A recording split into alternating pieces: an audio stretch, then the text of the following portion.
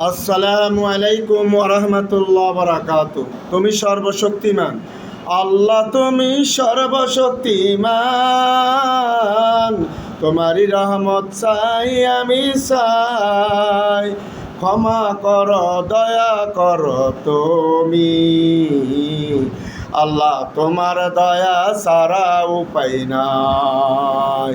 মৃত্যুকে জীবিত কর তুমি,